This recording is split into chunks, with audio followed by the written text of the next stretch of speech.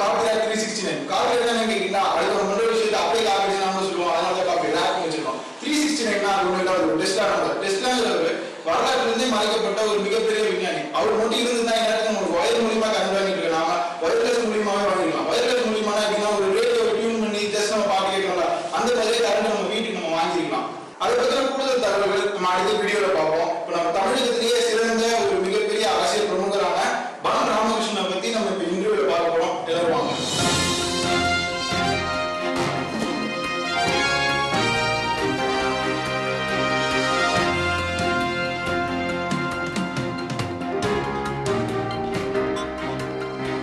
வணக்கம் அன்பு நேயர்களே. இன்று பாரத மத்தியிலே இருக்கக்கூடிய ஒரு பிரதான கட்சியின் தமிழக பிரதிநிதியான ஒரு வாரமானாலும் எதிரிகளை நேருக்கு நேராக சந்திக்கக்கூடிய போர் குணம் கொண்ட போர்வாள் பன் ராமகிருஷ்ணன் அவர்களை பற்றி நம்ம பார்க்க போறோம். அவங்க கட்சியினோட 3 ஆண்டு சாதனைகளை பத்தி நாம உங்கள்கிட்ட கேட்க வர போறோம். வாங்க ஐயா, உங்க கருத்து ஏன் ஒரு புதஞ்ச நிலைமையில இருக்கு? இப்படி அது பன் ராமகிருஷ்ணன் அவர்களுடைய மேனரிசம். அதை பத்தி நீங்க கேள்வி கேட்க கூடாது. இது நாட் ரைட். பார்த்துக்கோங்க. ஐயோ, ஆன்டி டீல் சொல்லி எங்களை உள்ள போட்டுறீங்க. மன்னித்து விடுங்கள் ஐயா. அதை அவரு தான் சொல்லுவார், நான் சொல்ல மாட்டேன். ஓ, அவரு கண்டு செய்ய 3 ஆண்டு சாதனைகள்னு சொல்றீங்க. அது எந்த வகையில மக்களுக்கு நன்மை பயக்கும் விதமா இருக்குன்னு நீங்க நினைக்கிறீங்க?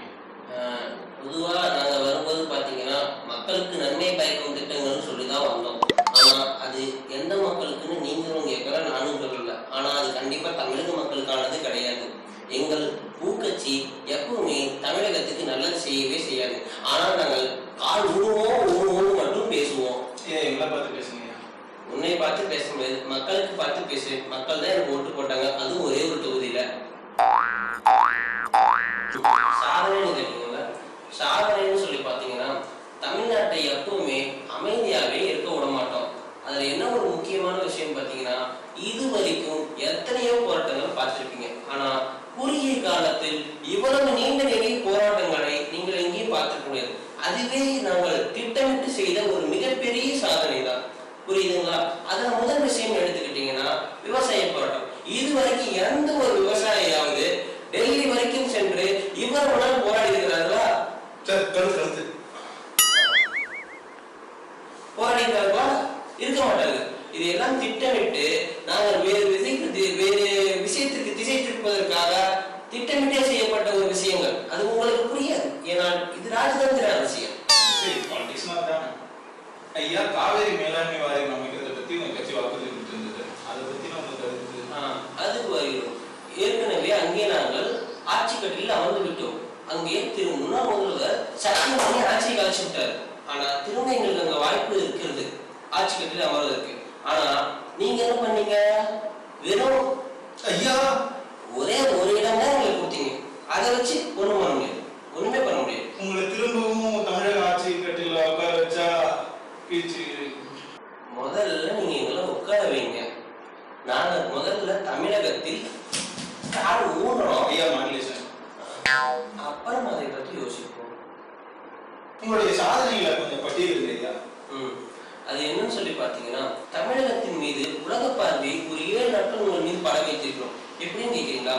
அது ஒரு மிகப்பெரிய போராட்டம், மாட்டுக்காக நீங்க பண்ண போராட்டம். அதுல 10 லட்சம் பேரை ஒன்னா கூட வச்சிருக்கோம். அது எவ்வளவு பெரிய ஒற்றுமைக்கு உங்களுக்கு நம்ம வழி செய்திருக்கிறோம் தெரியுமா? அதுக்கு தீர்க்கறதுக்கான எளிய வழி எங்களுக்கு தெரியும், ஆனா நாங்க சொல்ல மாட்டோம். நீங்களே யோசிக்கணும்னு விட்டுருவோம். ஏன்னா நீங்க தான் என்ன பண்ணீங்க?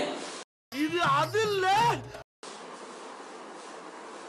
வெறும் ஒரு சீட்டு, அதை வச்சு ஒண்ணு பண்ண முடியாது. அதுக்கு அடுத்ததுன்னு பாத்தீங்கன்னா நெடுவாசல் போராட்டம். நெடுவாசல்ல பாத்தீங்கன்னா இப்ப வரைக்குமே போராடிட்டு தான் இருக்காங்க. ஆனா நாங்களும் கேட்க மாட்டோம், நீங்க ஓட்டு போட்டீங்கன்னா கேட்க வர மாட்டோம். ஏன்னா குழுமைங்க இருக்கு, கேட்க மாட்டாங்க, யாருமே கேட்க மாட்டாங்க. ஐயா, இந்த ஜிடிபி கடந்த ஆண்டை விட இந்த ஆண்டு சரிவடைந்திருக்கு அப்படின்னு சொல்றாங்க. அதை பத்தி நம்ம கருத்து? கண்டிப்பா சரி. அப்படி சரிஞ்சாதான் நீங்க எங்களுக்கு ஓட்டு போடுவீங்க. வளர்ந்துகிட்டே போனா நீங்க எங்களுக்கு ஓட்டு போட மாட்டீங்கல்ல. ஓ, என்ன ஒரு புத்திசாலித்தனம். ஐயா, நடிகர்களுக்கும் கட்சியிலே இல்லாதவர்களுக்கும் அப்பாயின்மெண்ட் தரீங்க. பட் நான் விவசாயிகளுக்கும் எதிர்கட்சி தலைவருக்கு மட்டும் அப்பாயின்மெண்ட் தர மாட்டேங்கிறீங்க. அது என்ன சொல்லி பாத்தீங்கன்னா, விவசாயிகளும் எதிர்கட்சி தலைவரும் எங்க கட்சியின் தலைவரையும் பத்தி வெளிப்படையான குற்றச்சாட்டுகளை உண்மையை சொல்றாங்க. அப்படி இருக்கும்போது கண்டிப்பா அப்பாயின்மெண்ட் கொடுக்க முடியாது. இதே விஜய் அப்பாயின்மெண்ட் கொடுப்பீங்களா? கொடுப்பீங்களா? 300 கோடிக்கும் மேல் செலவுல எங்க தலைவர் உலகம் முழுக்க சுற்றி பல கோப்புகள்ல கையெழுத்து போட்டு நட்புணர்வோடு வந்திருக்காரு. அதெல்லாம் பயன்கள் இருக்கிறது. தெளிவாக சொல்ல முடியாது. ஐயா 300 கோடி ரூபாய் மானியத்துல ஒரு நிலத்தை வந்து ஒரு ரெபல் கம்பெனிக்கு வழங்கிட்டீங்க. இந்த பணம் யாருயா? மக்களுக்கு தான். மக்களுக்கு மட்டுமே. அப்படிதான் நாங்க அவருக்கு கொடுப்போம். ஏன்னா அதுதான் எங்க கட்சிக்காரர் நிறைய கொடுப்பாரு. அதனால நாங்க நல்லா செய்வோம். ஐயா 3 ஆண்டு சாதனை இவ்வளவு இருங்க. அதுக்குள்ள பாருங்க அவ்வளவுதானு கேட்டாரு. அது என்னன்னு பாத்தீங்கன்னா மீனவர் சுட்டுக்கணும் ஏன்னு கேட்க மாட்டோம். தமிழகத்துல எந்த பிரச்சனை வந்தாலும் என்னன்னே கண்டுக்க மாட்டோம். கண்டுக்கிற மாதிரி அப்பப்போ வந்து நானும் கூட்டத்தில் நின்று தமிழக மக்களின் விருப்பமின்றி எந்த ஒரு திட்டமும் மத்தியிலிருந்து இங்கு செயல்படுத்தப்படாது. சும்மா பேர் மட்டும் தான் கொடுப்போம், செய்ய மாட்டோம். இது எல்லாத்துக்கும் மேல ஊழல்ல பின்னாடி இருந்த இந்த திரும்ப முன்னாடி கொண்டு வந்திருக்கோம். கொஞ்சம் முன்னாடி கொண்டு வந்திருக்கோம். ஒன்றும் கவலைப்படாதீங்க. இன்னும் 2 வருஷம் இருக்கு. கண்டிப்பா ஃபர்ஸ்ட் பிளேஸ் கொண்டு வந்துருக்கோம். அது போக உத்தரப்பிரதேச மாநிலத்தில் இருக்கிற விவசாயிகள் கடன் 30,000 கோடியை அடைச்சிருக்கோம். ஐயா அது யார் பண்ணீங்க? தமிழக மக்களோட வைக்கணும்னா ஐயா தமிழக விவசாயிகளுக்கு இப்படியே இருக்குங்க. ஏன்னா நீங்க தான் எனக்கு போட்டு பண்ணலையே. ஏன்னா நியாயம் பண்ணணும். அவங்க ஏன் பண்ணணும்? என்ன பண்ணுறா? எதை கேளுடா? ஐயா ஜூலை 1 இருந்து ஜிஎஸ்டி விதிச்சுனாங்க. இது எதுக்கு? கொள்ளையடிக்கு தான். எப்படி புரியுது? இப்போ ஃபேஸ்புக்கு வாட்ஸ்அப்பு எல்லாம் அறிவாக வைட்டீங்க. எதுனால யாராவது போட்டு உடச்சிருப்பாங்க. இப்போ ஜிஎஸ்டி கூட புதுசாக கொண்டதான் உங்களுக்கே எதுவும் தெரியாது. அதை பற்றி நீங்கள் கொஞ்சம் தேடி கண்டுபிடிக்கிறதுக்குள்ள அதை வச்சு கொஞ்சம் நல்லா நாங்கள் கொள்ளையடிச்சிருவோம். அதுதான் நீங்கள் கண்டுபிடிக்கிற வரைக்கும். ஐயா இந்த பிஸி ஷெட்யூல்ல எங்களுக்காக நேரம் ஒதுக்கி எங்களுக்கு இந்த நிகழ்ச்சி வந்ததுக்கு மிக்க நன்றி ஐயா. ஐயா அடுத்தது ஹாய் வியூவர்ஸ். வீடியோவோட ஃபர்ஸ்ட் பார்ட் நான் சொல்லியிருப்பேன். டெஸ்லா பற்றி பல கருத்து வந்து வீடியோட எண்ட்ல சொல்றேன். அதுதான் இது. டெஸ்லாங்கிறது வரலாற்றிலிருந்து மறைக்கப்பட்ட ஒரு மிகப்பெரிய ஒரு மாமேதைன்னு தான் சொல்லணும். அவர் இருந்திருந்தா இந்நேரத்துக்கு வயர்லெஸ் மூலியமாவே கரண்ட் பாஸ் பண்ணிடலாம். அந்த காலத்திலேயே ஒரு போட்டையே ரிமோட் வச்சு கண்ட்ரோல் பண்ணியிருக்காருன்னா பார்த்துக்கோங்க. அவர் ஏன் வந்து அவருடைய வளர்ச்சிகள் மறைக்கப்படுது அப்படின்னா, அதாவது பண முதலைகள் என்று சொல்லப்படக்கூடிய அந்த பிசினஸ் மேன் தான். ஏன்னா எங்க இவர் வந்து வயர்லெஸ் கரண்ட்டை கண்டுபிடிச்சிட்டா நம்ம பிசினஸ் படுத்துருவோம் அப்படிங்கிற ஒரு பயத்தினாலேயே பல பிசினஸ் மேன் இவருடைய கண்டுபிடிப்புலாம் வேணும்னே மறைக்கப்பட்டுச்சு, வேணும்னே வெறுத்தாங்க. ஸோ தாமஸ் ஆல்வா எடிசன் கண்டுபிடிச்ச பல்புக்கு முன்னாடி 40 வருஷத்துக்கு முன்னாடியே இவர் கண்டுபிடிச்சிட்டாருங்கிறது நிதர்சனமான ஒரு உண்மை. சரி, ஓகே. இந்த மாதிரி பல அதிக தகவல்கள் வந்து அடுத்த வீடியோவில் நாங்கள் கொண்டு வருவோம்.